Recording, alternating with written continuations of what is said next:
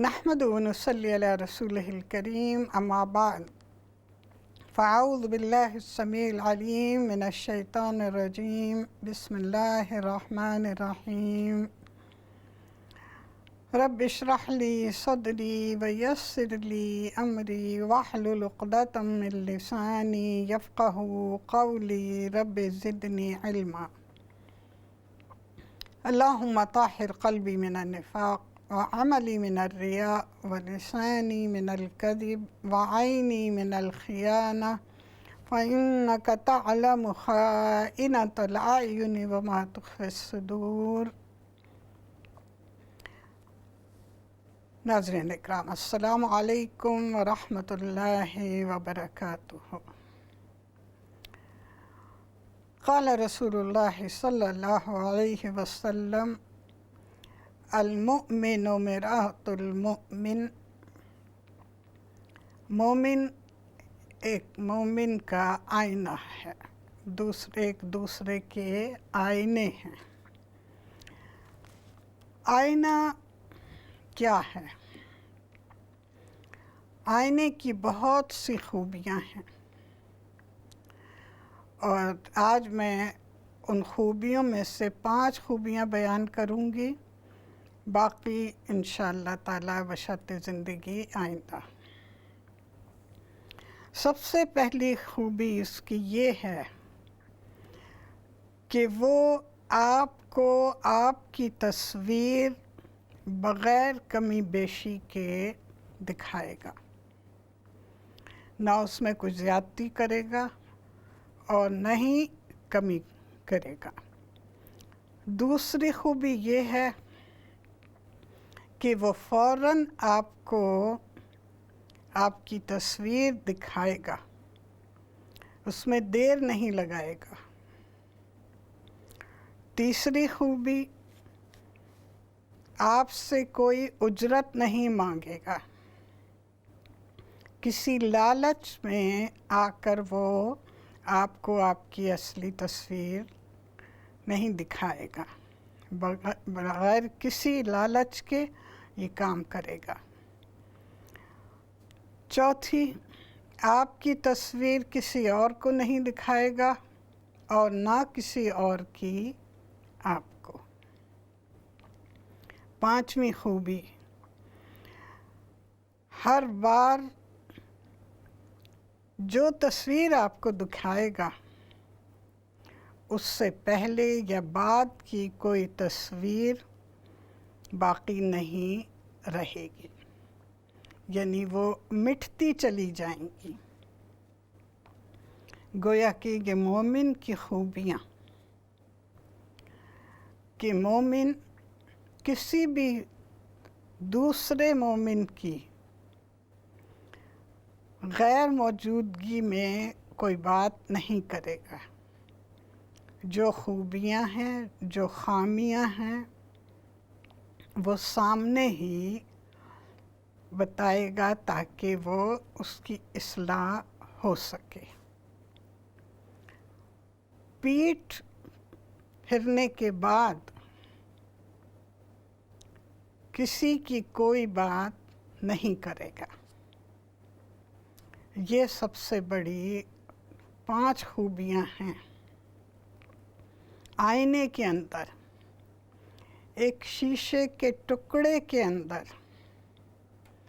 تو پھر اگر ہم سوچیں تو ہمیں احساس ہوگا پھر اللہ تعالیٰ کی بہترین مخلوق ہونے کے ناطے اور مخلوق میں سب سے بہترین انسان کی امت ہونے کے ناطے ہم پر کیا فرائض عائد ہوتے ہیں۔ یہ تھی ایک چھوٹی سی بات جو میں اپنے مضمون کی طرف آنے سے پہلے کرنا چاہ رہی تھی۔ جیسا کہ آپ کو معلوم ہے کہ حضور صلی اللہ علیہ وسلم کی ازواج مطہرات کے حوالے سے حضرت سودہ بنت زمعہ کے بارے میں آج کچھ حالات آپ کے سامنے بیان کروں گی۔ پچھلے لائیو پروگرام میں حضرت خدیجہ الکبریٰ کے بارے میں 2 پروگرام میں ان کی زندگی کے حالات مکمل کیے تھے، اور آج آپ کی دوسری بیوی حضرت سعودہ بنت زمعہ، ان کا ننھیال اور عبد المطلب کا ننھیال ایک ہے۔ حضرت سعودہ کے پہلے شوہر کا نام سکران بن عمر تھا۔ نبی صلی اللہ علیہ وسلم پر سعودہ پہلے ایمان لائیں، اور پھر ان کی کوششوں سے سکران بھی مسلمان ہو گئے۔ جب مسلمانوں کے اوپر بہت ظلم ڈھائے گئے تو پھر نبی صلی اللہ علیہ وسلم نے حبشہ ہجرت کا حکم دیا، اور انہی میں سکران اور حضرت سعودہ اپنی والدہ کے ساتھ، جن کا نام تھا شموس بن قیس، حبشہ ہجرت کر گئیں۔ وہاں عرصہ رہنے کے بعد جب مکے واپسی ہوئی تو اس دوران حضرت سعودہ نے ایک رات کو خواب دیکھا کہ نبی صلی اللہ علیہ وسلم ان کے گھر تشریف لائے ہیں اور ان کی گردن پر اپنا پاؤں رکھ دیا۔ صبح اٹھی تو یہ عجیب خواب سکران کو سنایا۔ انہوں نے خواب سنا اور کہا کہ اس کا مطلب ہے کہ میرے مرنے کے بعد تم نبی صلی اللہ علیہ وسلم سے شادی کرو گی۔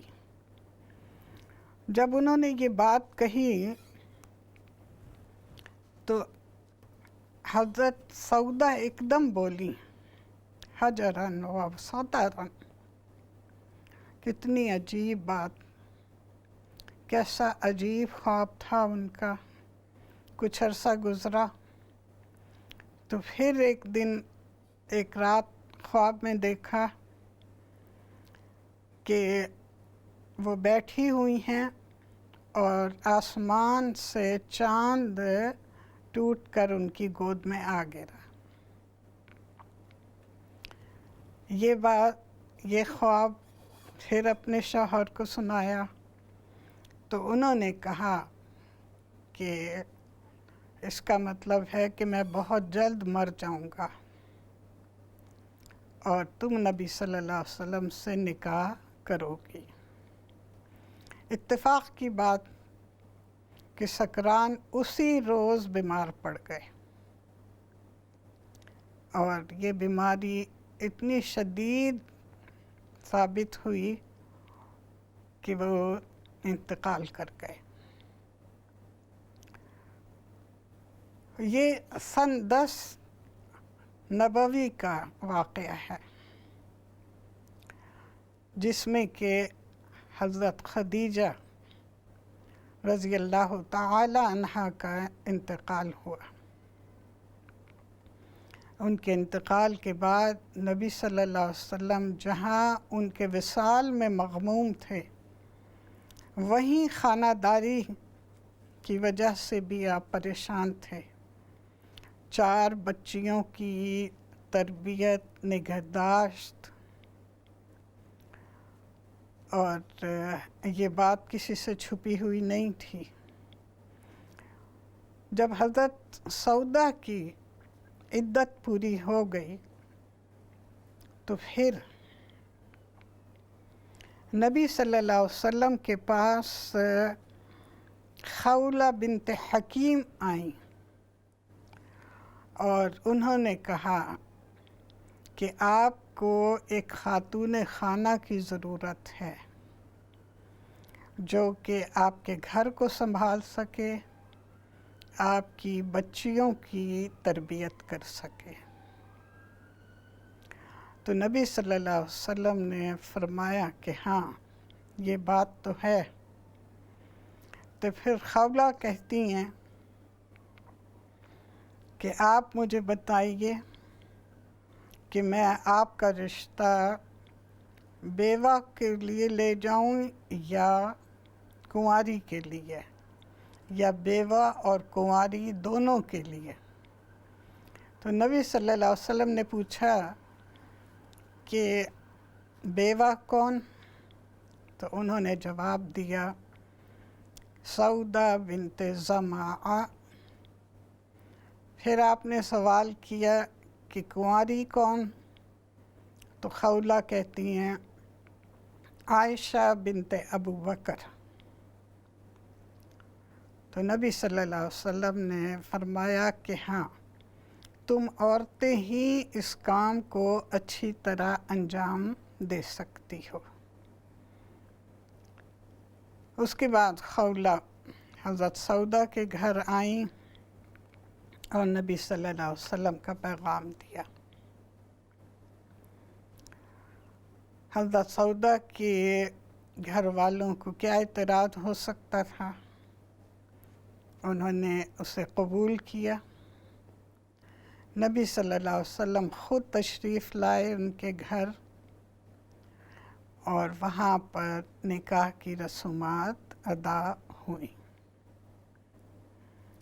اس طرح حضرت سودا رضی اللہ تعالی عنہا امہات المومنین میں شامل ہو کر نبی صلی اللہ علیہ وسلم کے گھر آ گئیں۔ یہاں انہوں نے ان 4 بچیوں کی بہت اچھی تربیت کی، جیسے کہ ہم ان کی زندگی کے حالات سے جان سکتے ہیں۔ حضرت سودا بہت ہی وسیع القلب دل کی مالک تھیں، اور قربانیوں کا پیکر۔ اسلام لانے کے بعد تکلیفیں برداشت کی، پھر ہجرت کی صعوبتیں، اس کے بعد بیوہ ہوئیں، اور پھر 4 بچیوں کی پرورش کے لیے بہت حوصلہ چاہیے۔ اپنی سگی اولاد ہو تو اس کے لیے بھی ایک عورت کو بہت قربانیاں دینی پڑتی ہیں، بہت محنت کرنی پڑتی ہے، اور پھر سوتیلی اولاد کے لیے تو خاص طور پر بہت اعلیٰ ظرف کی ضرورت ہوتی ہے، تبھی وہ اپنا مقام بنا پاتی ہے۔ بہرحال نبی صلی اللہ علیہ وسلم کی زندگی میں داخل ہونے کے بعد انہوں نے ثابت کیا کہ خولہ بنت حکیم کا انتخاب غلط نہیں تھا۔ اعلیٰ ظرافت کی مالک تھیں۔ ایک مرتبہ نبی صلی اللہ علیہ وسلم کے ساتھ تہجد کی نماز پڑھی، اور نماز کے بعد پھر آپ سے کہنے لگی کہ اے اللہ کے رسول، رکوع میں نے اپنا ہاتھ سے ناک پکڑ لی تھی، اس لیے کہ مجھے خطرہ تھا کہ میری نکسیر نہ پھوٹ جائے۔ نبی صلی اللہ علیہ وسلم ان کی اس بات پر مسکرائے، اور بعد میں بھی جب بھی نبی صلی اللہ علیہ وسلم کو کبھی مغموم دیکھتی، پریشان دیکھتی، تو اس طرح کی ہلکی پھلکی باتوں سے آپ کا غلط کرنے کی کوشش کرتی تھیں۔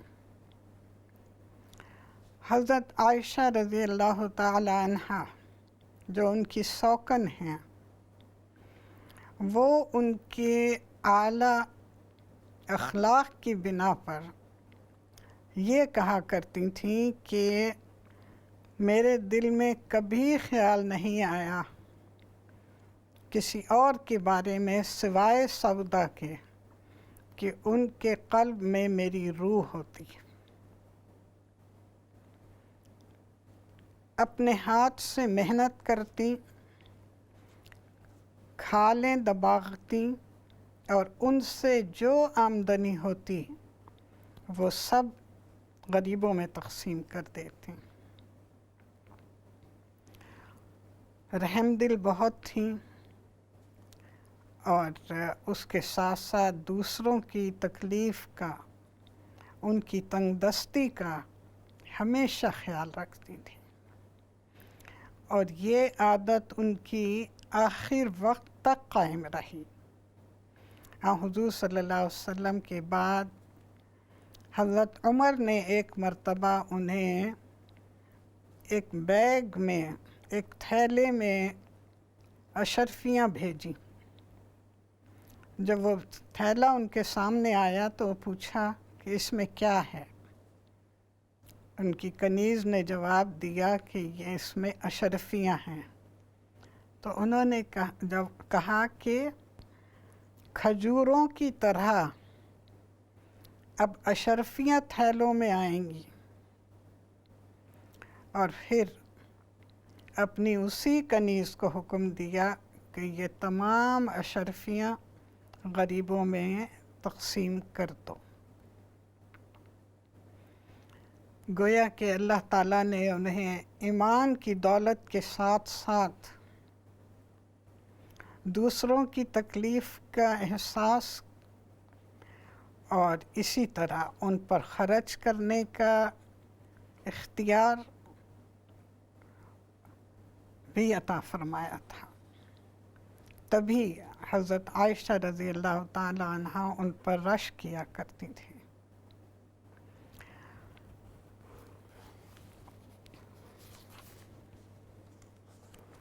ان کے 3 بھائی تھے، بہن کوئی نہیں تھی. ایک عبد الرحمن بن زماعہ، ایک عبد بن زماعہ، اور تیسرے قردہ بن عمر جو کہ ماں کی طرف سے تھے. پہلے 2 بھائی باپ کی طرف سے. نبی صلی اللہ علیہ وسلم کے ساتھ حجۃ الوداع میں شریک ہوئیں، اور پھر مزدلفہ کی رات ڈھلے نبی صلی اللہ علیہ وسلم سے درخواست کی کہ میں رش سے پہلے مکے پہنچنا چاہتی ہوں، کیونکہ بھاری بھر جسم کی مالک تھیں، تو اس لیے نبی صلی اللہ علیہ وسلم سے یہ درخواست کی. آپ نے انہیں اجازت دے دی. اور حضرت عائشہ کہتی ہیں کہ صبح جب بہت بھیڑ میں ہم مکے جا رہے تھے تو اس وقت میں نے سوچا کہ کاش میں سودا کے ساتھ مکے چلی گئی ہوتی. چونکہ بھاری بھرکم جسم کی مالک تھیں تو نبی صلی اللہ علیہ وسلم کو سامنے اس طرح مٹک مٹک کر چلتی تاکہ آپ محظوظ ہوں،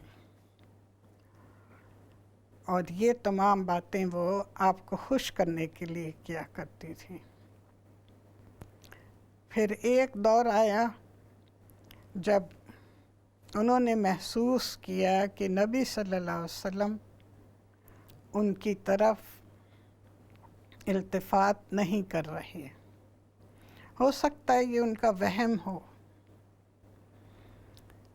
بعض لوگ اس بارے میں بہت حد سے بڑھ جاتے ہیں.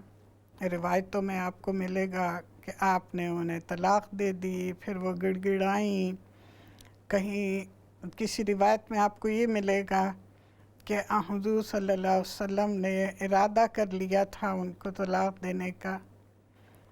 لیکن میں سمجھتی ہوں کہ نبی صلی اللہ علیہ وسلم جیسے اعلیٰ کردار کے مالک حضرت سودا کی قربانیوں کو کیسے بھول سکتے تھے جو انہوں نے اس وقت دی جب آپ کو ایک ساتھی کی ضرورت تھی.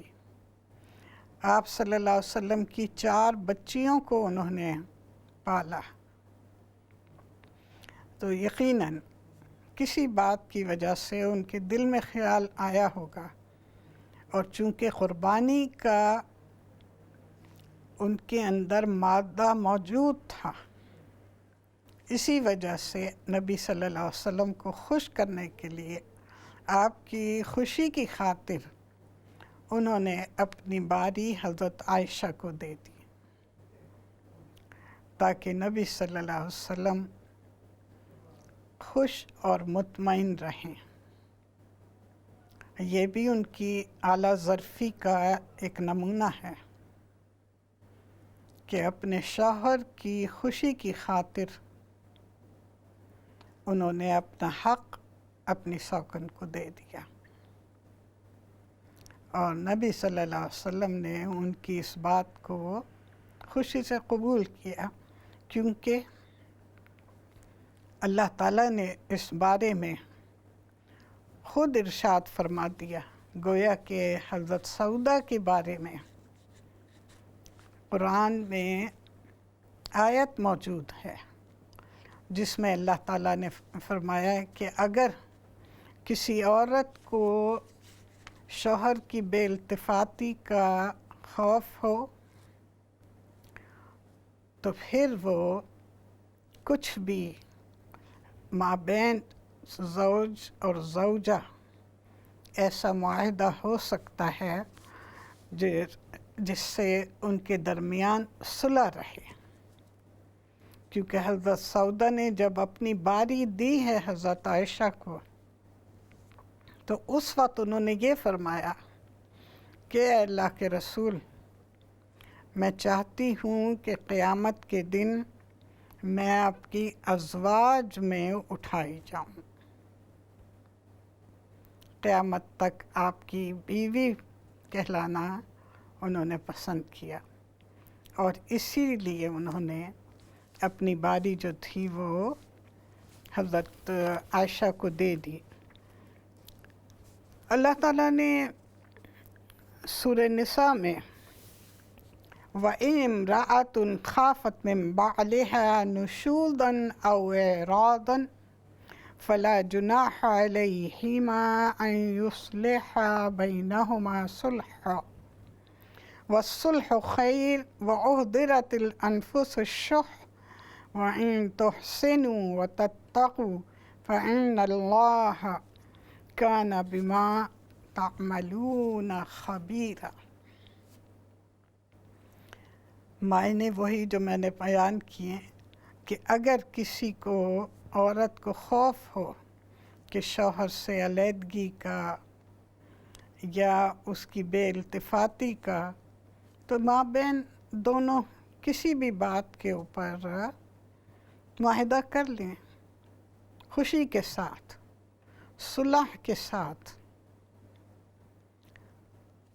اور یہ ایک بہت بڑی نعمت ہے جو اللہ تعالیٰ نے میاں بیوی کے رشتے میں، اس رشتے کو قائم رکھنے کے لیے یہ ایک طریقہ بتایا ہے.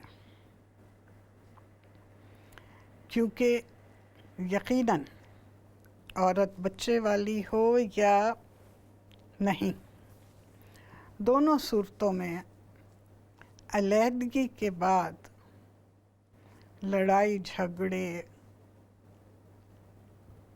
اور فساد، اتنا فساد بڑھ جاتا ہے بعض جگہوں پر، آپ دیکھیے کہ قتل تک کی نوبت آ جاتی ہے. اللہ تعالیٰ نے اتنا بہترین یہ رشتہ بنایا ہے کہ اس رشتے کو قائم رکھنے کے لیے قرآن میں آپ کو جا بجا ایسی آیتیں ملیں گی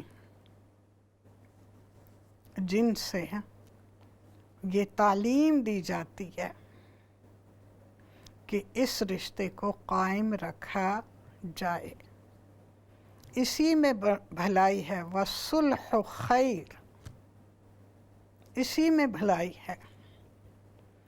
بھلائی یہ نہیں ہے کہ آپ کسی بھی بات پر آپے سے باہر ہو جائیں دونوں زوجین، اور پھر ایک دوسرے کے عیب گنوانے لگے، ایک دوسرے کی کوتاہیوں کو سر بازار لانے لگے، نہیں، بلکہ بھلائی اسی میں ہے کہ اس رشتے کو احسن طریقے سے نبھایا جائے۔ اس رشتے میں نہ انا ہے اور نہ ہی حسد ہے، نہ ہی تکبر ہے۔ یہ رشتہ ان تمام عاریات سے پاک ہے۔ اسی لیے اللہ کے رسول صلی اللہ علیہ وسلم کی زندگی جو ہمارے لیے اسوہ ہے، وہیں آپ کی ازواج مطہرات کی تعلیم، ان کا کردار ہم خواتین کے لیے ایک جیتا جاگتا ثبوت ہے۔ اس میں سبق ہے ان والدین کے لیے جو اپنی بچیوں کو یہ سکھاتے ہیں کہ تم نے سر اٹھا کے جینا ہے، تمہارے لیے ہمارے گھر کے دروازے ہمیشہ کھلے ہیں۔ نہیں، بہترین والدین وہ ہیں جو اپنے کردار سے، صرف زبانی تعلیم سے کچھ نہیں ہوتا، جب تک آپ عملی طور پر نمونہ بن کر بچوں کو نہ دکھائیں کہ بچے اپنے والدین سے، بچیاں اپنی ماں سے خاص طور پر یہ سیکھیں کہ اپنے گھر کو کیسے جنت بنانا ہے، اپنے گھر کو کیسے پرسکون بنانا ہے۔ اور یہی تعلیم ہمیں ملتی ہے نبی صلی اللہ علیہ وسلم کی ازواج مطہرات سے۔ بہرحال حضرت سودا اسی اعلیٰ کردار کی مالک تھیں۔ انہوں نے ہمیشہ آپ کی خواہشات کا احترام کیا اور اللہ تعالیٰ کی رضا کے لیے انہوں نے تمام قربانیاں دیں۔ سب سے پہلی قربانی تھی اپنے وطن کو چھوڑنا، ہجرت کرنا، پھر شوہر کی وفات پر صبر کرنا، نبی صلی اللہ علیہ وسلم کی نکاح میں آنے کے بعد پھر آپ کی بچیوں کو ایک ماں بن کر پالنا۔ ہمیں کہیں کوئی ایسی روایت نہیں ملتی، کوئی ایسا واقعہ نہیں ملتا کہ حضرت زینب سے لے کے حضرت فاطمہ تک کسی بھی آپ کی صاحبزادی نے حضرت سودا کے بارے میں کوئی ایسی بات کہی ہو جس سے یہ پتہ چلے کہ وہ ایک سوتیلی ماں ثابت ہوئی، یا انہوں نے ان کے خواہشات کا، ان کے آرام کا خیال نہیں رکھا۔ نہیں، ایسی کوئی بات نہیں۔ اور حضرت عمر کے زمانے ہی میں ان کا انتقال ہوا۔ ایک مرتبہ موت کے بارے میں کوئی بات نبی صلی اللہ علیہ وسلم سے کر رہی تھیں، تو آپ نے فرمایا کہ اے بنت زمعہ، اگر تمہیں موت کی سختی کا علم ہو تو یاد رکھو کہ وہ تمہارے گمان سے زیادہ سخت ہے۔ گویا کہ موت کی سختی آخری لمحات انسان کی زندگی کے کتنے تکلیف دہ ہوتے ہیں، وہ صرف وہی شخص جان سکتا ہے جو کہ بستر مرگ پر ہوتا ہے۔ دیکھنے والے، اس کے پاس بیٹھے ہوئے لوگ جو کچھ بھی محسوس کریں، لیکن وہ کس سختی کا شکار ہے، کس اذیت میں مبتلا ہے، یہ وہی جان سکتا ہے، ورنہ نبی صلی اللہ علیہ وسلم حضرت سودا سے یہ بات نہ کہتے۔ ہمارے یہاں آپ کو اکثر ایسی باتیں سننے میں ملیں گی کہ کوئی شخص فوت ہوا ہے، بڑے سکون سے گیا ہے، بڑا یہ ہوا، بڑا وہ ہوا۔ نہیں، بعض لوگ تو اتنے حد تک بڑھ جاتے ہیں کہ وہ یہ بیان کرنے سے بھی نہیں چوکتے کہ اسے پتہ چل گیا تھا کہ اس کی موت کا وقت قریب ہے۔ یہ تمام باتیں جو ہیں یہ سخت گناہ ہیں، اس لیے کہ حقیقتاً کوئی شخص نہیں جان سکتا کہ اس کی موت کب واقع ہوگی۔ نہیں، کیونکہ یہ غیب کا علم ہے، اور غیب کا علم صرف اللہ تعالیٰ کو ہے۔ کوئی بندہ اس بارے میں کوئی دعویٰ نہیں کر سکتا اور نہیں کرنا چاہیے۔ یقیناً اچھی بات ہے کہ گزرنے والے کے محاسن بیان کیے جائیں، لیکن وہی بات آ جاتی ہے کہ آئینے کی طرح اتنا ہی بیان کریں جتنا کہ حق ہے، جتنا کہ جائز ہے۔ اپنی طرف سے بات کو بڑھا چڑھا کے بیان کرنا یہ ایک مومن کی صفت نہیں، اور یقیناً اس سے پرہیز کرنا ہمارے لیے بہت ضروری ہے، کیونکہ یہ زبان ہی ہے جس کی وجہ سے اللہ کے رسول صلی اللہ علیہ وسلم نے فرمایا کہ کون ہے جو مجھے اس کی ضمانت دے، اپنی زبان کی حفاظت کی، اور میں اسے پھر جنت کی ضمانت دوں۔ یاد رکھیے، خوشی کے موقع پر یا غم کے موقع پر ہماری زبان سے نکلا ہوا ہر کلمہ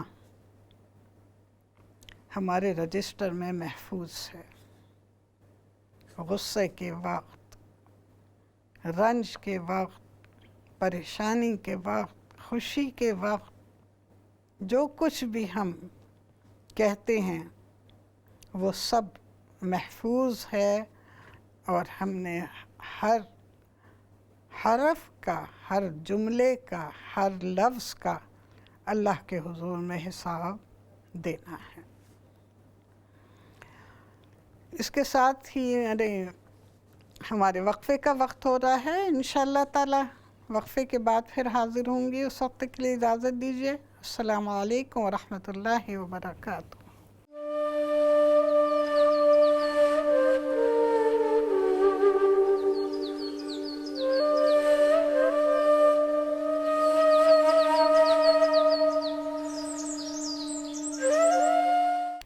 السلام علیکم ورحمۃ اللہ۔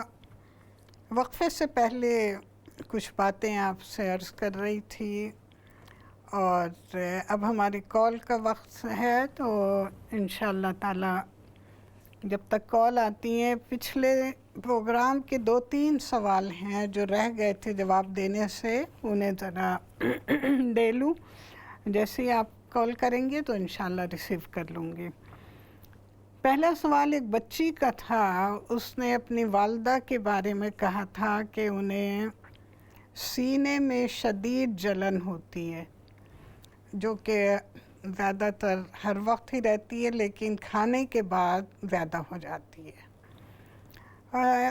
دیکھیے، یہ ایسڈ جب بنتا ہے انسان کے معدے میں، تو وہی پھر ایسڈ جو ہے وہ سینے کی طرف، حلق کی طرف آتا ہوا محسوس ہوتا ہے، اور اسی سے یہ جلن ہوتی ہے۔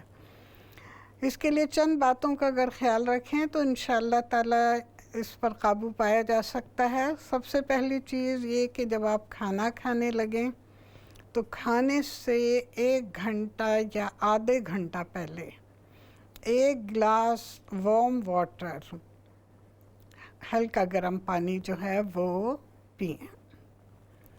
اس کے بعد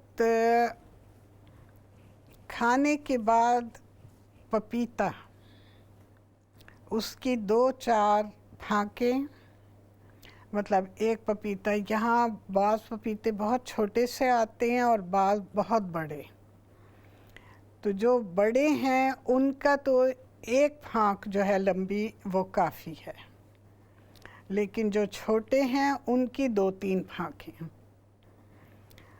تو کھانے کے بعد یہ باقاعدہ کھائیں، کیونکہ پپیتے کے اندر اللہ تعالیٰ نے خوبی رکھی ہے کہ وہ ایسڈ نہیں بننے دیتا، اسی لیے خارش وغیرہ پر جو تیزابیت ہوتی ہے، جلن ہوتی ہے، کھجلی ہوتی ہے، اس کے لیے بھی یہ بہترین مرہم ہے۔ تیسری چیز، کھانے کے دوران پیاز کا اچار، پیاز کا اچار بنانا بہت آسان ہے۔ آپ ایک مرتبان میں 1 کپ سرکہ ڈالیں، 2 سے 3 کپ پانی ڈالیں، چند دانے ثابت دھنیے کے، اور اسی طرح چند جوے لہسن اور چھوٹی پیاز، وہ ڈالیں کہ اس حد تک کہ سرکہ اور پانی جو ہے وہ ان کے اوپر رہے، تقریباً آدھا انگل۔ تھوڑی سی چینی بھی ڈال دیں، ذرا سا نمک ڈال دیں، پودینہ اگر فریش ہے یا سوکھا ہوا ہے اس کے چند پتے ڈال دیں، 2-3 دن اسے پڑا رہنے دیں۔ اگر دھوپ نکل رہی ہے تو دھوپ میں رکھیں۔ یہ اچار جو ہے تیار ہے۔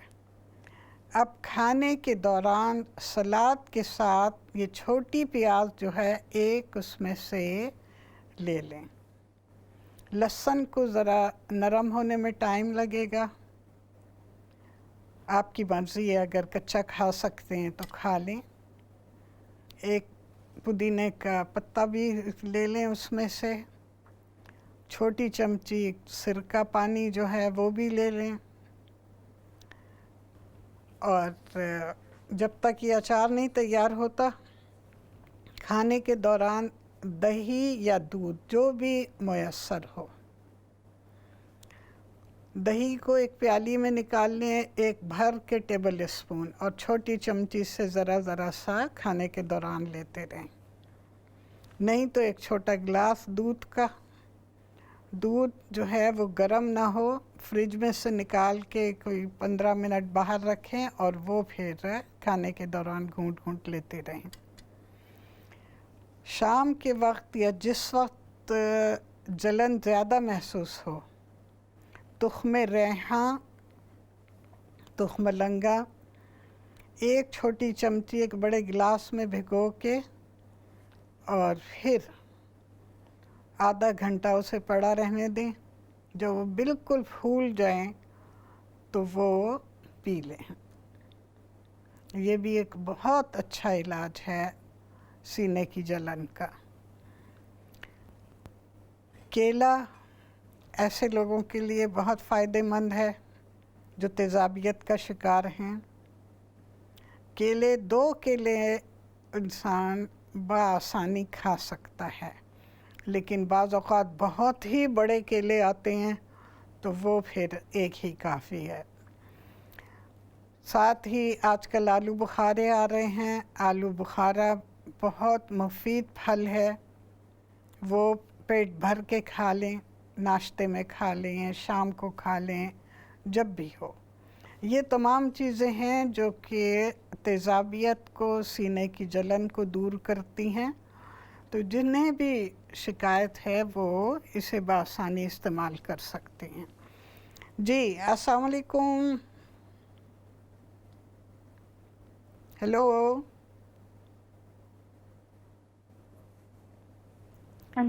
हेलो अस्सलाम वालेकुम। हेलो अस्सलाम वालेकुम। वालेकुम अस्सलाम। आंटी जी मैं तुसां दा प्रोग्राम थोड़ा देखनी है क्योंकि मेरी कोई सेहत इस तरह नहीं है। मेरे गोडियां की मतलब सर्जरी हुई है, मेरे थायराइड की प्रॉब्लम भी है नाल की। गोडे तो मेरे बहुत स्वोलन हो जाने आ, मतलब ऑपरेशन तो बाद ते इतनी वॉक भी ना कर सकनी ते कम भी करदी हां, लेकिन कम तो ऑफ हुई इस वेले 2 साल हो गए मैनू ऑफ होया। ते कुछ गोडियां दे बारे दसो भी स्वोलन क्यों हुंदी आ? सारे मतलब आर्थराइटिस दी ऑपरेशन होया 2 गोडियां ना। बकाया मेरी थायराइड पहला मेरी अंडर एक्टिव सी, हुण ओवर एक्टिव हुंदी आ। ते इसने बारे च प्लीज दसो कोई हेबल ना कोई तरीका, मतलब जेड़ा भी कुछ मैं खाई सकनी हां ते मतलब ये मेरी ठीक हुए। देखिए आप जो कुछ भी बयान कर रही हैं, हाँ जी, वो उसकी थोड़ी सी तफसील बताएंगी मुझे? मैनू जेड़ा अपने आर्थराइटिस आ वो ऑस्ट्रो आर्थराइटिस आ। उस ना मैनू मतलब 14-15 साल हो गए सन मैनू मतलब ये होया आर्थराइटिस। फिर उन्होंने डॉक्टर दसा कि तेरा ऑपरेशन हो गया, फिर मेरा ऑपरेशन हो गया। हाँ 2 साल हो गए मेरे ऑपरेशन होया 2 गोडियां ना। आपका ऑपरेशन किस चीज का 2 हुआ साल है? हो जाना एक गोड़ नु तकरीबन। एक मिनट थोड़ा आहिस्ता बोलें। हाँ जी, हाँ जी। हाँ, किस चीज का ऑपरेशन हुआ है? मेरा ऑपरेशन होया आर्थराइटिस ना गोडे ना। एक गोडे ना होया हुण नवंबर के पहले हफ्ते उस गोडे नूं मैनू 2 साल हो जाणगे। ते दूए गोडे ना मेरा होया ऑपरेशन, उस ना होऊगा हुण अक्तूबर ने 19 तारीख पूरा साल हो जाऊगा।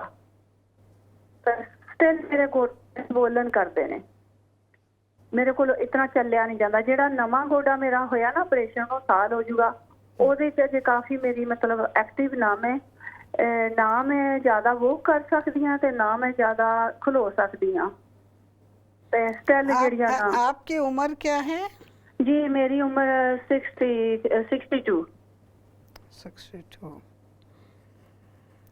हाँ। ਤੇ ਬਕਾਇਆ ਮੇਰੀ थायराइड ਦੀਆਂ ਜਿਹੜੀ ਪ੍ਰੋਬਲਮ ਉਹ ਵੀ ਤਕਰੀਬਨ 15-16 ਸਾਲ ਹੋ ਗਏ ਮੈਨੂੰ। थायरॉक्सिन टैबलेट ਲੈਣੀ ਆ। ਪਹਿਲਾਂ ਉਹ ਦੱਸਦੇ ਸੀ ਕਿ ਅੰਡਰ ਐਕਟਿਵ ਦਾ ਇਲਾਜ ਕਰਦੇ ਸੀ, ਹੁਣ ਉਹਨਾਂ ਚੈੱਕ ਕੀਤਾ ਉਹਨਾਂ ਕਿਹਾ ਕਿ ओवर एक्टिव ਹੋਈ ਆ। चलें ठीक है, मैं आपके सवाल का जवाब दे दूंगी। जी उसने बारे च मैनू दोवां ना दस्सियो कि मतलब कोई हर्बल ना ते मतलब दस्सियो कि मतलब मैं क्या कर सकनी हां। ठीक है। हेलो अस्सलाम वालेकुम। वालेकुम अस्सलाम आंटी, ठीक है? जी अल्लाह का शुक्र। आंटी मैंने अपने बारे में और अपनी अम्मी के बारे में पूछना है। जी। मैं 2.5 months प्रेग्नेंट हूँ, मैं कुछ भी खा नहीं सकती, मैं पानी भी नहीं पी सकती, मेरा इतना ज्यादा दिल खराब होता है। वॉमिटिंग नहीं होती पर बहुत ज्यादा दिल खराब। एक मिनट बेटा, आप क्यों नहीं खा सकती? दिल बहुत खराब होता है। मतली होती है? ये बहुत ज्यादा होती है। یہ شکایت کب سے ہے؟ یہ اب میں 2 months پریگننٹ ہوں, ابھی 2 مہینے ہوئے ہیں, 2 مہینے ہو گئے یہ مچھلی شروع ہے. لیکن کوئی وجہ تو ہوگی نا بیٹا, کھانے میں کوئی ایسی چیز جو پہلے آپ نہیں کھاتی تھیں, یا پانی بھی نہیں پی سکتی, اور یہاں پر آپ کو پتہ ہے ہاسپٹل جب بلاتے ہیں اپوائنٹمنٹس کے لیے وہ کہتے ہیں کہ پانی زیادہ پینا ہے. پانی کتنا پیتی ہیں؟ نہیں پی سکتی پانی, جوس وغیرہ پی لیتی ہوں, پانی نہیں پی سکتی. اللہ تعالیٰ نے پانی اتارا ہے آسمان سے, جوس نہیں اتارا. تو جو آسمان سے اترا ہے اس میں جو فائدہ ہے وہ اب بندوں کی بنائی ہوئی چیزوں میں نہیں ہوگا نا. تو جو جی مچلتا ہے اس کے لیے کچھ بتا سکتے ہیں؟ ہاں نہیں, آپ کا تو یہ ہے کہ آپ پانی تھوڑا پئیں لیکن پئیں, جوس وغیرہ آپ بالکل نہیں پئیں, کیونکہ یہ آپ کے سارے جو جسم کے اندرونی اعضاء ہیں ان کو ڈیمیج کر رہا ہے. آپ دودھ پئیں, دہی پئیں لسی بنا کے, پانی پئیں, آپ کی تکلیف خود ہی دور ہو جائے گی. ٹھیک ہے جی. اور میری امی کے بارے میں پوچھنا, وہ کہ جب لیٹتی ہیں تو کہتے ہیں. اچھا آپ ایسا کریے کہ ہولڈ کیجئے, ہمارے بریک کا وقت ہو گیا ہے, وقفے کا, واپس آ کے میں آپ سے بات کرتی ہوں. ٹھیک ہے, اوکے, اللہ حافظ. چلیے جی, ہم وقفے کے لیے جا رہے ہیں, وقفے کے بعد حاضر ہوتی ہوں. سب تک کے لیے اجازت. السلام علیکم ورحمۃ اللہ.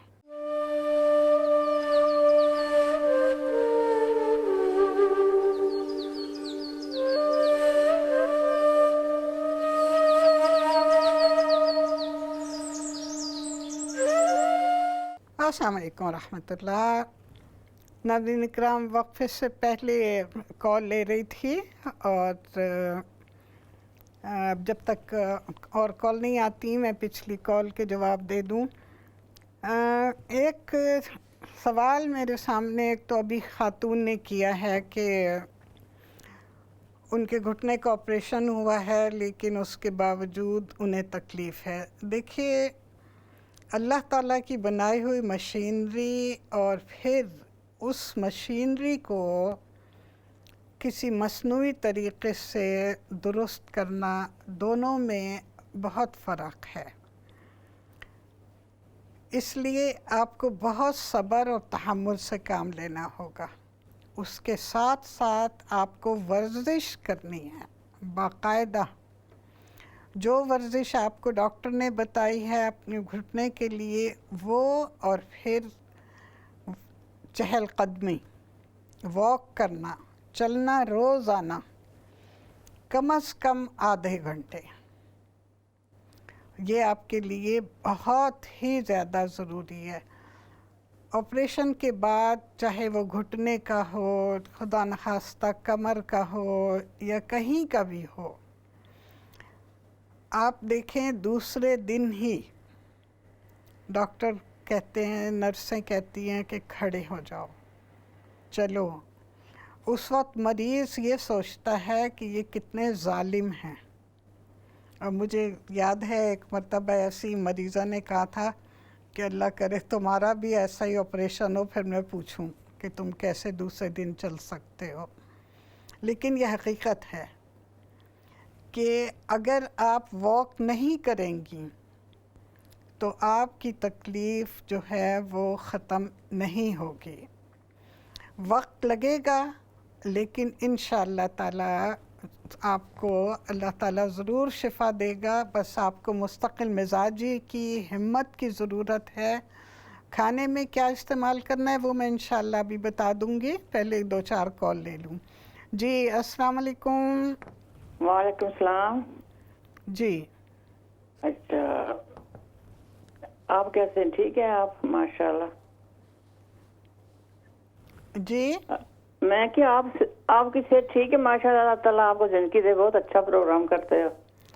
ہاں جی الحمدللہ ٹھیک ٹھاک ہوں. بس کبھی اللہ کا عید آ شکر, گئی, ٹھیک کبھی رکھے. کوئی اور آ میں گیا. آپ کو آگے ہی فون کیا تھا پچھلے منڈے کو, ٹیوزڈے کو. اس سے تو میں آپ کو بتایا تھا کہ اس طرح مجھے نا مطلب باؤں میں تل ہے, چھوٹے چھوٹے تل ہیں, کوئی براؤن ہے کوئی بلیک ہے. تو اس کا کچھ آپ نے بتایا تھا, ابھی بھی میں سنا تھا لاسٹ ٹائم کہ بتا رہے تھے اس طرح میں, مطلب ہے کہ جامع کرائیں. تو مجھے بتائیں کہ جامع کون سا اچھا ہے, کون سا اچھا کرنے والا ہے, مجھے تو پتہ ہی نہیں ہے. تو میں تو رہتی بھی بولٹن میں ہوں. دیکھیے میں نے سچ پوچھیں تو باہر کہیں سے کبھی حجامہ نہیں کرایا. میری اپنی اچھا. بیٹی ملیشیا میں رہتی ہے, وہ جب آتی ہے تو وہی کر دیتی ہے ہمارے سب کا. وہ بولٹن نہیں ادھر رہتی ہے, لندن ہاں ہوگی نا. لیکن ایک بات میری سن لیں, یا پھر جو ڈاکٹر ہیں ان سے کرائیں. ڈاکٹر اپنے فیملی ڈاکٹر کر دیتے ہیں. مجھے نہیں پتا آپ کے فیملی ڈاکٹر کرتا ہے یہ نہیں کرتا, کیونکہ ہر سرجری کا اپنا رول ہوتا ہے, ہر ڈاکٹر کا اپنا قاعدہ علاج ہوتا ہے. آپ معلوم کر لیجئے, نہیں تو اپنے جی پی سے پوچھئے کہ کون سا اچھا ڈاکٹر ہے کہ جس کی طرف آپ رجوع کریں. بالکل صحیح. ٹھیک ہے, اوکے جی, اللہ حافظ. ہیلو السلام علیکم. وعلیکم السلام. ابھی جب تک ویٹ کر رہی ہوں میں. نہیں آپ لائیو ہیں, آپ میرے سے بات کر رہی ہیں, ویٹ نہیں کر رہی ہیں. آپ کا نہیں نہیں, میں آنٹی سے بات کرنی ہے, آپ سے نہیں. لائن ہولڈ کیا ہوا ہے. نہیں میں ہی آنٹی بول رہی ہوں. یہ جو ٹی وی پہ بیٹھی نہیں, جی وہی ہوں, میں وہی بول رہی ہوں. او آپ کا سوال کیا ہے میری بہن؟ او السلام علیکم آنٹی. وعلیکم السلام. میری بیٹی ہے مریم بٹ. کیا ہوا اسے؟ وہ بہت بیمار ہے, ایم ایس ہے اس کو ایم ایس ہے, لیور اس کا خراب ہے, اس کو بیماریاں, بیچاری چل پھر نہیں سکتی, کھا نہیں سکتی, کھاتی الٹی آ جاتی ہے. تو اس کی عمر ہے 33, اس کے 3 بچے ہیں. اس وجہ سے وہ بہت زیادہ, میں پریشان ہوں, دعا کرتی روتی رہتی کہ میری بیٹی ٹھیک ہو جائے. ایسی پتلی ہو گئی, چل پھر بھی نہیں سکتی وہ بیچاری. بس آپ دیکھیں میری بہن, جو بھی اس کا علاج ہو رہا ہے وہ کرائیں, اور آپ ہر نماز کے بعد 3 یا 5 مرتبہ سورہ فاتحہ پڑھ کے پانی پہ دم کر کے وہ اپنی بیٹی کو دے دیا کریں. ٹھیک ہے, علاج جاری رکھیں. اور بس میں یہی چاہتی ہوں میری بیٹی ٹھیک ہو جائے, مجھے کچھ نہیں چاہیے, بیٹی ٹھیک ہو جائے. ہاں انشاءاللہ تعالی آپ پورے یقین کے ساتھ پانی پہ دم کریں سورہ فاتحہ کا, اور اس کو روز پلائیں. انشاءاللہ اللہ تعالیٰ کے ہاں سب آسان ہے. ٹھیک ہے, اوکے جی, اللہ حافظ. ہاں جی السلام علیکم. جی وعلیکم السلام. کیا حال ہے, ٹھیک ہو باجی جان؟ جی اللہ کا شکر, الحمدللہ. میرا ایک سوال ہے, میرا بیٹا ہے 20 سال کا, جی ਉਹਦੇ ਪਾਉਂ ਤੇ ਬਹੁਤ ਜ਼ਿਆਦਾ ਖਾਰਸ਼ ਹੈ, ਅੰਗਲੀਆਂ ਵਿੱਚ, ਪਾਉਂ ਵਿੱਚ. दूसरा बाजुआं थल्ले, टांगों में बहुत ज़्यादा खारिश होती है, तो बरीक बरीक दाने भी बनते हैं. उसकी खारिश पाँव से शुरू हुई है? जी हाँ हाँ, ठीक है. और फिर ये घुटनों के नीचे है या ऊपर?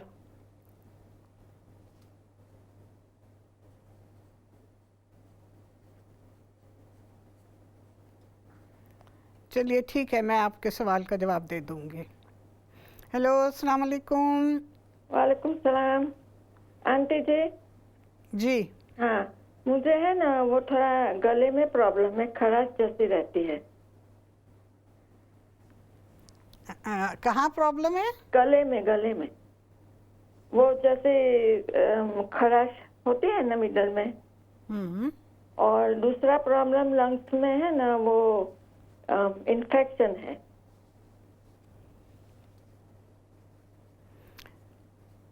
آپ کے گلے میں خراش ہے نا؟ ہاں, اور لنگس वो भी मुझे बोला, मैंने करवाया स्कैन प्राइवेट में, तो बोलते हैं कि इन्फेक्शन है।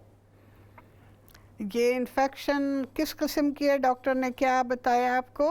नहीं डॉक्टर नहीं, मैंने प्राइवेट में करवाया। तो मैं चलती हूँ ना, तो मुझे चेस्ट के नीचे, चेस्ट के ऊपर वजन जैसा लगता है। देखें, गले में खारिश तो ठीक है, हाँ लेकिन लंग्स की जो आप बात कर रही हैं, तो आपने टेस्ट कराए हैं?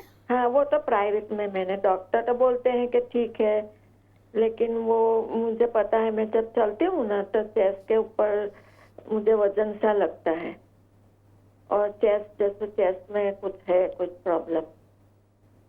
लेकिन वो वैसे तो कुछ नहीं, मैं ठीक लगती हूँ, लेकिन मेरे ख्याल में मुझे लंग्स में थोड़ा इन्फेक्शन लगता है।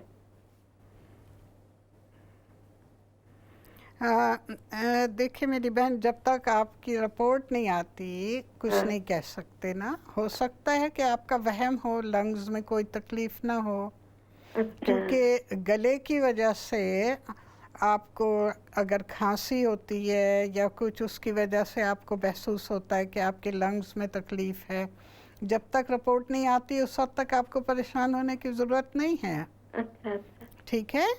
और गले में जो खराश है, तो आप ये देखें कि किस चीज़ को खाने के बाद होती है। अच्छा, ये बात आप नोट करें कि किस चीज़ को खाने के बाद होती है। और गले में खारिश का सबसे बेहतरीन इलाज है कि आप दिन में 3-4 दफ़ा ये शहादत की उंगली जो है वो नारियल के तेल में डुबोएं और उसको चूसें बैठ के गले में।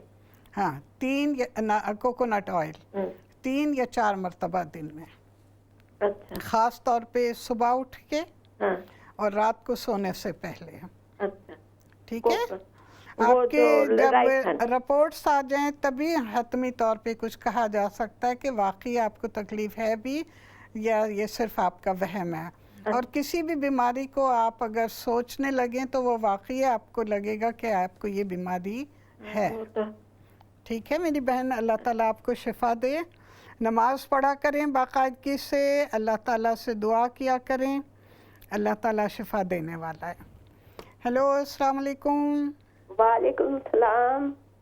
आंटी जी, मैंने पूछना है थोड़ा ब्लड प्रेशर के बारे में, मुझे गाइड करें। मैं सुबह नाश्ते में थोम खाती हूँ, आधी बूक खाती हूँ, तो मुझे ज़रा बताएंगे उसके लिए कौन सी डाइट सही रहती है, क्या क्या चीज़ें?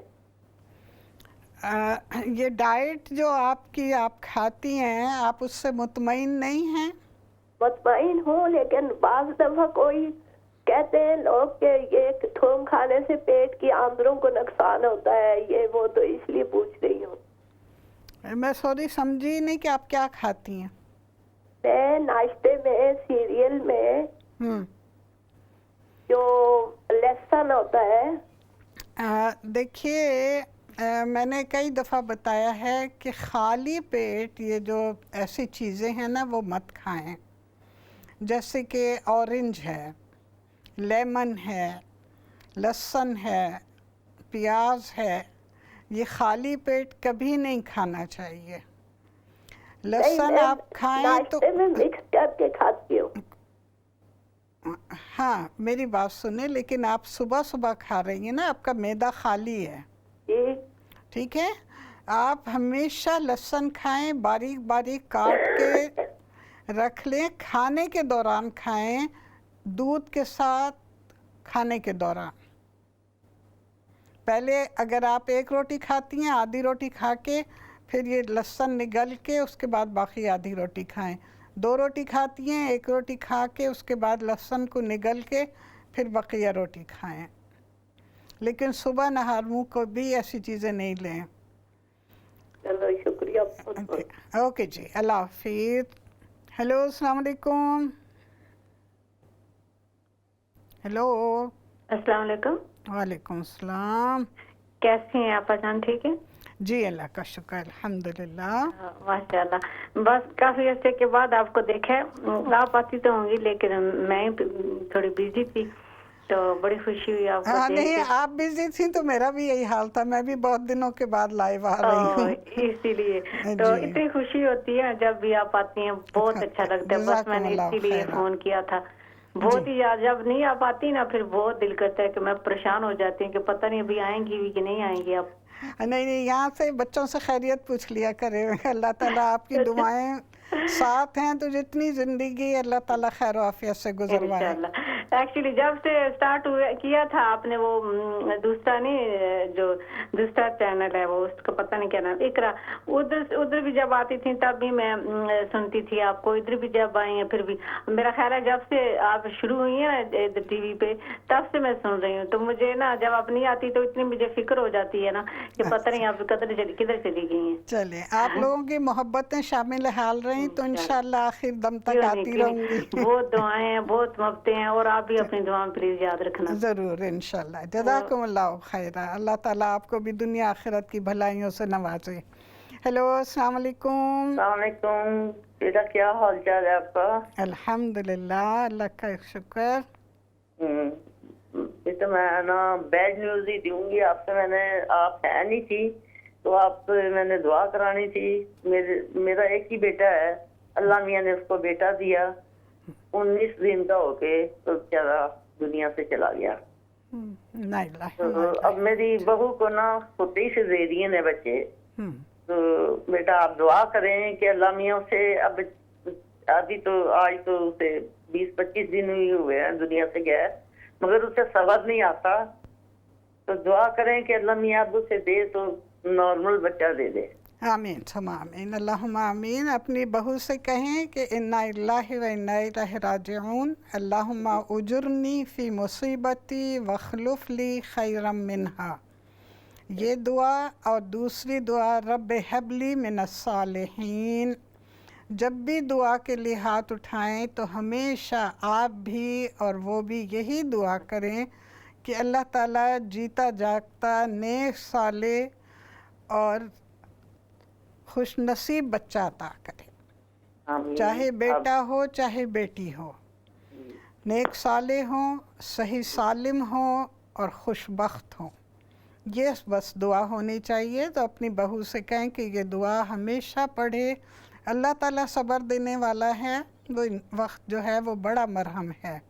تو یہ دونوں دعائیں جو ہیں اپنی بہو سے کہیں کہ باقاعدگی سے پڑھیں، اللہ تعالیٰ ان کی گود انشاءاللہ ضرور بھرے گا، ان کو خوشیوں سے مالا مال کرے گا۔ سیزیرین کوئی نہیں، 4 بچے بھی ہو سکتے ہیں سیزیرین، ایسی کوئی بات نہیں ہے، پریشان نہ ہو۔ بڑی گھبرائی؟ نہیں، کوئی گھبرانے کی ضرورت نہیں ہے، اللہ تعالیٰ کے خزانے بھرے ہوئے ہیں، اس کے ہاں کسی چیز کی کمی نہیں ہے، دیر ہے اندھیر نہیں، ٹھیک ہے؟ میں آپ کا غم سمجھ سکتی ہوں لیکن میری دعائیں آپ سب کے ساتھ ہیں۔ ہیلو السلام علیکم۔ ہیلو باجی صاحب، میرا کوئی سوال نہیں، آپ کی خیریت پتہ کرنی تھی اور آپ کو سلام عرض کرنا تھا۔ وعلیکم السلام ورحمۃ اللہ آج وبرکاتہ۔ اسٹوڈیو میں دیکھ کے بڑا دل خوش ہوا کہ کافی عرصے سے آپ چھٹی پہ تھیں، تو نہیں فکر نہیں کریے، میں صحیح سالم ہوں، اللہ نہ کرے کچھ ہوا تو خبر آ جائے گی۔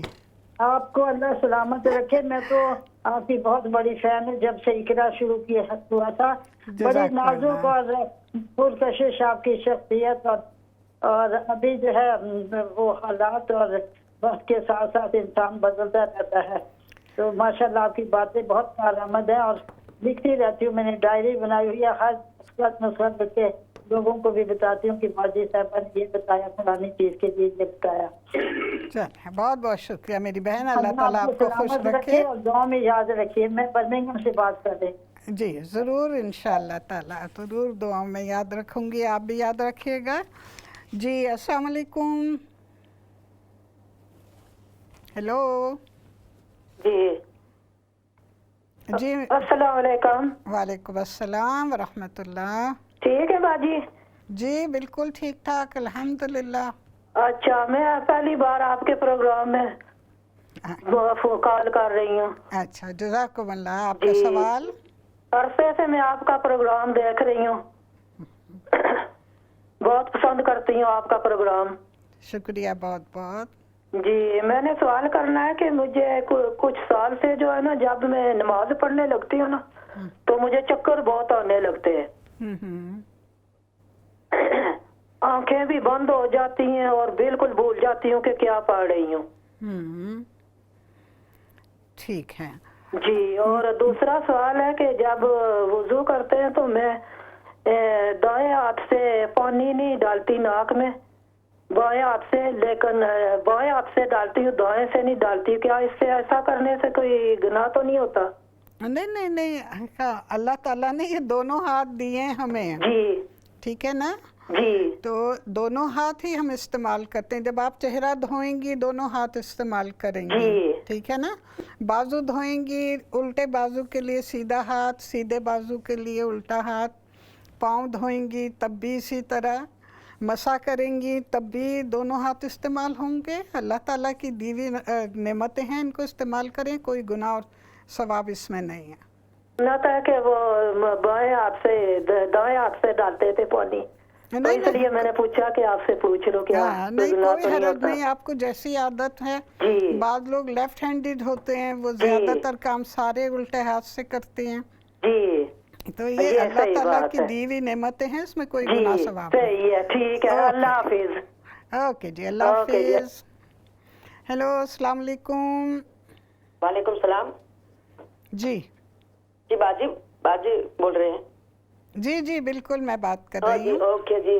میں نے پہلے بھی آپ کو کافی سال پہلے فون کیا تھا، اور مجھے ہے نا 7-8 سال سے یہ ہاٹ فلشنگ کی اتنی پرابلم ہے، اور ابھی 3 سال سے تو مجھے اتنا اس کے ساتھ اتنا اچھی پرابلم ہو گیا ہے کہ بہت کھجوڑ آتی ہے اور میں بہت فیڈ اپ ہو جاتی ہوں اور رونا بھی بہت آتا ہے. تو ابھی یہ ہاٹ فلشنگ کا کیا کروں؟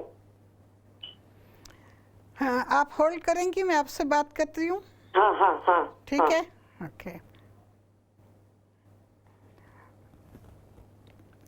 ہاں وہ ان کو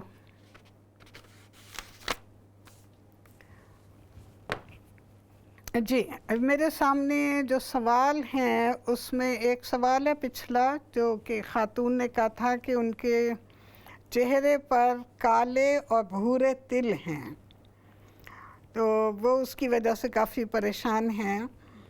دیکھیے بعض اوقات عمر کے ساتھ ساتھ تل نمودار ہوتے ہیں، کبھی جسم میں کسی چیز کی کمی کی وجہ سے بھی یہ تل نظر آنے لگتے ہیں. اگر آپ کی جلد بہت سفید ہے تو یہ تل بہت زیادہ نظر آتے ہیں. تو اس کو ہلکا کرنے کے لیے آپ چند چیزیں استعمال کریں. سب سے پہلی چیز تو یہ ہے کہ آپ صابن بالکل نہیں استعمال کریں. دوسری چیز، آپ چھوٹی جو مولیاں ہوتی ہیں وہ لیں، انہیں کدوکش کر کے پانی نچوڑ کے 1 چمچی اس کا پانی، 1 چمچی لیموں کا پانی اور اس میں آدھی چمچی دہی ملا لیں. ٹھیک ہے. ان سب کو آپ پیسٹ بنا کے 15 منٹ کے لیے چھوڑ دیں. 15 منٹ کے بعد آہستہ آہستہ اپنے چہرے پر لگائیں، اور جب خشک ہو جائے تو ٹھنڈے پانی سے دھو کے اوپر سے عرق گلاب لگا لیا کریں. 2 چیزیں تو یہ ہو گئیں. اور تیسری چیز جو ہے وہ یہ ہے کہ خشخاش لیں 1 چمچی، اسے پیس لیں. اب 1 چمچی دہی لے کے اس کا پیسٹ بنائیں اور 5 منٹ کے لیے اس کو چھوڑ دیں. جب پیسٹ سیٹ ہو جائے تو اس کو پھر اپنے چہرے پر ملیں، اور خشک ہونے پر جیسے اپٹن اتارتے ہیں آہستہ آہستہ رگڑ کے آپ اس کے اتاریں. یہ 4 چیزیں ہیں جو کہ آپ استعمال کریں اپنے چہرے کے تلوں کے لیے. انشاءاللہ آہستہ آہستہ یہ ختم ہو جائیں گے. پہلی چیز صابن استعمال، دوسری یہ لیموں اور مولی کے پانی کا لوشن، اور تیسری چیز خشخاش، اور چوتھی چیز عرق گلاب. یہ چیزیں آپ استعمال کیجئے، انشاءاللہ تعالیٰ سے آپ کو آرام آئے گا. اگلا سوال تھا خاتون کا کہ بال بہت گر رہے ہیں. دیکھیے آپ ناریل کا تیل لیں 1 کپ، اس میں تارا میرا کا تیل ملائیں 1 کپ اور آدھا کپ کیسٹر آئل، ان تینوں کو ملا کے رکھ لیں۔ تارا میرا کا تیل خالص مشکل سے ملتا ہے، اس لیے آپ اگر تیل نہ صحیح تو آپ تارا میرا کے دانے جو ہیں وہ پیس کے اس تیل میں شامل کر کے 2-4 دن دھوپ میں رکھیں، اور اس کے بعد یہ تیل آپ اپنے بالوں میں لگائیں، انشاءاللہ بال گرنے بند ہو جائیں گے۔ اگلا سوال آج کا ہے کہ والدہ جب لیٹتی ہیں تو ان کا سر چکراتا ہے۔ دیکھیے جب ہم لیٹتے ہیں تو بعض اوقات جھکنے سے، لیٹنے سے، دوران خون جو ہے، کبھی کھڑے ہونے سے ایک دم چکر آتے ہیں، تو دوران خون جو ہے وہ سر کی طرف صحیح طرح نہیں جا رہا ہوتا ہے، اس لیے چند سیکنڈ کے لیے یہ تکلیف ہوتی ہے۔ لیکن مطلب یہ تکلیف ہوتی ہے دوران خون میں کمی، اس کے بعد پھر وہ نارمل ہو جاتا ہے۔ آپ نے دیکھا ہوگا کہ بعض لوگ اچانک کھڑے کھڑے یا چلتے چلتے گر جاتے ہیں، بے ہوش ہو جاتے ہیں، لیکن ان کو پتہ بھی نہیں چلتا اور اگلے لمحے وہ پھر کھڑے ہو جاتے ہیں، تو اس کی وجہ بھی یہی ہوتی ہے۔ آپ کی والدہ سونے سے پہلے مطلب 2 گھنٹے پہلے 1 کپ دودھ پئیں ٹھنڈا، اور اس کے 1 گھنٹے کے بعد پھر پانی پئیں، اور پانی اپنے سرہانے رکھیں۔ جب بھی وہ اٹھیں تو 1 گھونٹ، صرف 1 گھونٹ پانی کا پی لیا کریں، اس سے ان کے سر کے چکروں میں ضرور آرام آئے گا۔ کوئی تکلیف نہیں ہے، کوئی بیماری نہیں ہے، یہ صرف وقتی طور پر ہوتا ہے۔ اگلا سوال خاتون کا تھا کہ ان کا 20 سالہ بیٹا جس سے پاؤں میں خارش شروع ہوئی ہے اور پھر اب وہ گھٹنے تک آ گئی ہے۔ دیکھیے پاؤں میں خارش عموماً ہوتی ہے جو لوگ جنہیں پسینہ آتا ہے پاؤں میں، اور پھر وہ خیال نہیں رکھتے، جرابیں نہیں بدلتے، پاؤں کو اچھی طرح نہیں دھوتے، اس کی وجہ سے پھر تکلیف ہوتی ہے۔ تو سب سے ضروری چیز یہ ہے کہ کاٹن کی جرابیں، مرد و زن سبھی کو کاٹن کی جرابیں پہننی چاہیے۔ نیلون کی جرابیں یا نیلون کا مکس اس میں ہو، یہ جرابیں بہت نقصان دہ ہوتی ہیں۔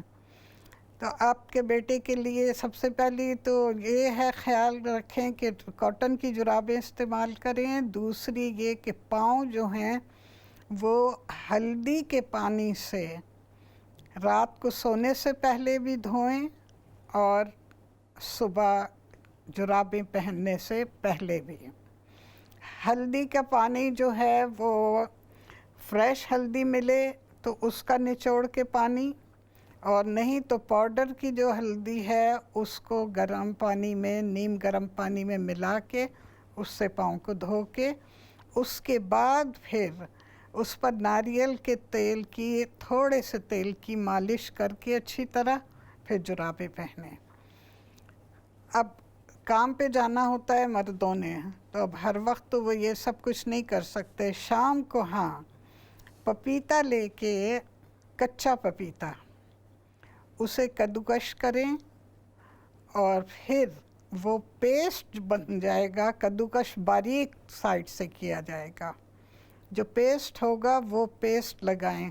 ایک بات یاد رکھیں کہ یہ اس سے بہت جلن ہوگی، تکلیف بہت ہوگی، لیکن پھر آہستہ آہستہ ٹھنڈ پڑ جائے گی۔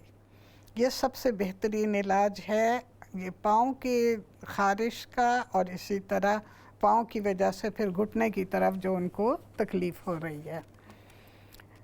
اگلا سوال خاتون کا ہے، انہوں نے ابھی کہا ہے کہ انہیں نماز میں چکر آتے ہیں۔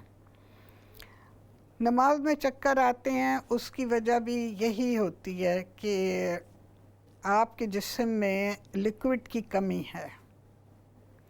آپ جب وضو کریں تو تھوڑا سا پانی لے کے اپنے سر پہ، جب وضو ختم کر لیا تو تھوڑا سا پانی لے کے اپنے سر پہ رکھ لیا کریں، یا گیلا کپڑا، ململ کا ایک کپڑا لیں، اس کو गीला करके सर पे रख के फिर दुपट्टा ओढ़ लें और वज़ू करने के बाद 1 गिलास पानी ज़रूर पिएं। इंशाअल्लाह ताला इससे आप महसूस करेंगी कि आपके जो चक्कर हैं वो नहीं आएंगे। आखिरी सवाल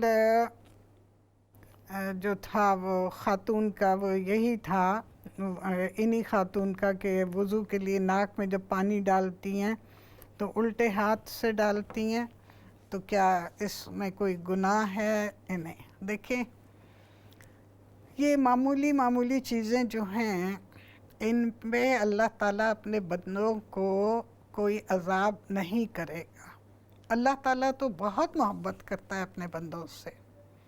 एक माँ जितनी शफ़ीक़ होती है उससे 1000 दर्जे ज़्यादा अल्लाह ताला अपने बंदों पे शफ़ीक़ है।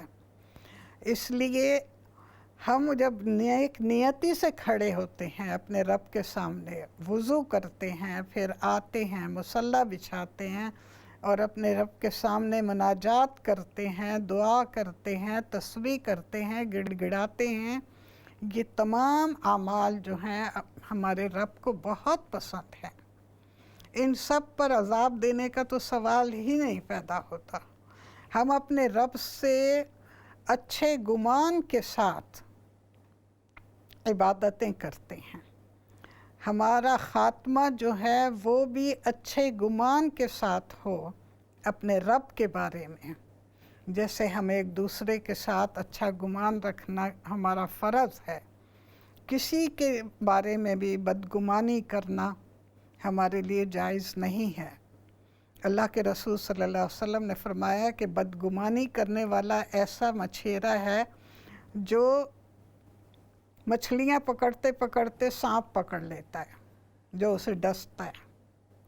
तो बाइन है, हमने ना बंदों के बारे में बदगुमानी करनी है और न ही अपने रब के बारे में कोई ऐसा गुमान करना है कि जो हमारे लिए नुकसानदेह हो। नहीं, अपने रब से मुलाकात करें ज़िंदगी में भी और आखिरत में भी नेक गुमान के साथ। इसके साथ ही हमारे प्रोग्राम का वक्त ख़त्म हो रहा है। बशर्ते ज़िंदगी इंशाअल्लाह अगले प्रोग्राम में मुलाकात होगी। उस वक्त तक के लिए इजाज़त दीजिए। अस्सलामु अलैकुम व रहमतुल्लाहि व बरकातुहू।